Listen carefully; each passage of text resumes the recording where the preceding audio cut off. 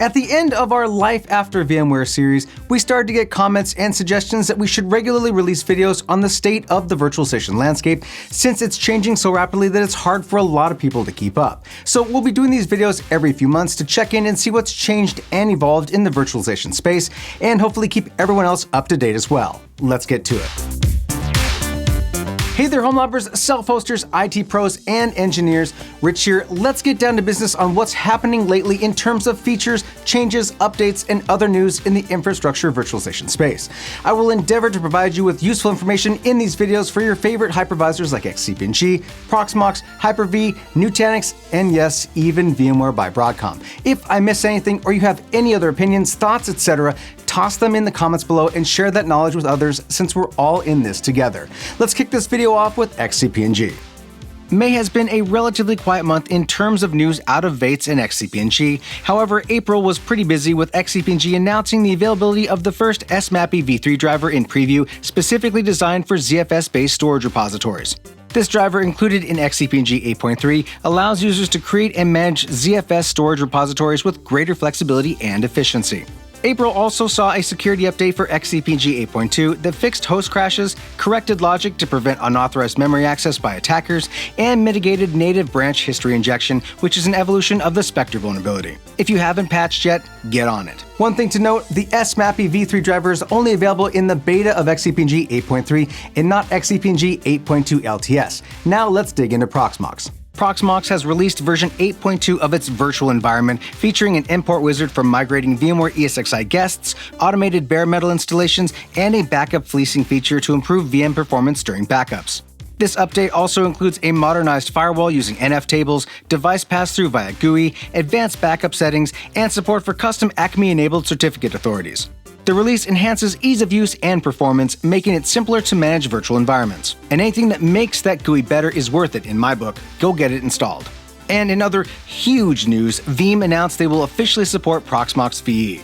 Support for this virtualization platform has been a popular request from Veeam's existing small and medium business customers and service providers. This is big news in terms of opening up Proxmox VE to businesses who rely on Veeam for their backup, disaster recovery, and immutability strategies, and will go a long way to making Proxmox a viable alternative virtualization platform. Two giant leaps forward for Proxmox. First, the release of 8.2 in late April brought with it their import wizard for VMware ESXi, something we'll be trying out in the future, so look for videos on that. And then the announcement from Veeam that they'll be releasing native support for PvE. If you've listened to anything that I've said in the past few months, then you know that this is huge. The large pole in the tent for enterprise is their backup, recovery, DR, and immutability strategies, and for a lot of companies, Veeam is that solution. This is a big win for Proxmox and Veeam. Now let's get to Nutanix. The biggest news landed on May 21st. Nutanix and Dell announced a collaboration to enhance hybrid multi-cloud solutions, aiming to streamline IT operations and improve resiliency. The partnership will include two key solutions: a hyper-converged appliance combining Nutanix Cloud Platform and Dell servers, basically using Dell PowerEdge servers to run traditional Nutanix HCI, and the bigger announcement, Nutanix Cloud Platform for Dell PowerFlex, allowing independent scaling of compute and storage. Put simply, this is the first time we've seen Nutanix decouple storage from the compute stack. Just in case I'm using too much business speak here, let me clarify. When you go with Nutanix, you buy into hyperconverged 100%. You don't get to use your sexy Pure Storage Array or any other SAN for that matter for your virtualization in Nutanix. But this announcement is saying that that's not always the case now, at least if you buy into Dell PowerFlex running Nutanix on it. It looks like we might be seeing the ice thaw on Nutanix's no SAN or external storage doctrine, and believe me folks, that is really big news. In other news, AHV or Acropolis Hypervisor turns 10 years old this year. AHV still looks to be running on top of CentOS 7 though, and with the official end of CentOS coming later this year, I suspect we'll see something from Nutanix in the near future announcing what base OS, AHV, and AOS as a whole move to. I have been getting a lot of questions and comments about Nutanix's use of CentOS, and the short answer is I don't know when they'll move or what they'll be moving their platform to, but I suspect we'll see a lot of buzz around that soon. If any of you know and can share, drop it in the comments below. On to Hyper-V. Hyper-V rarely sees a lot of big independent announcements since it's always coupled with Windows Server announcements. So the best I have for you was this announcement about Windows Server 2025 preview and a note about the massive improvements to performance and scalability in Server 2025, stating, quote, Windows Server 2025 Hyper-V Virtual Machine Maximums. Maximum memory per VM 240 terabytes, which is a 10x improvement.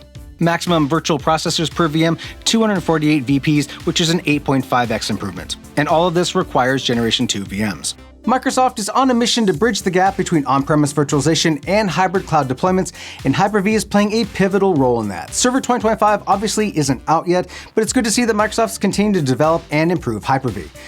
This leaves our last hypervisor to talk about. Let's talk about VMware by Broadcom. First, let's start with some good news. On May 13th, VMware announced that Fusion Pro and Workstation Pro are now available for free for personal use.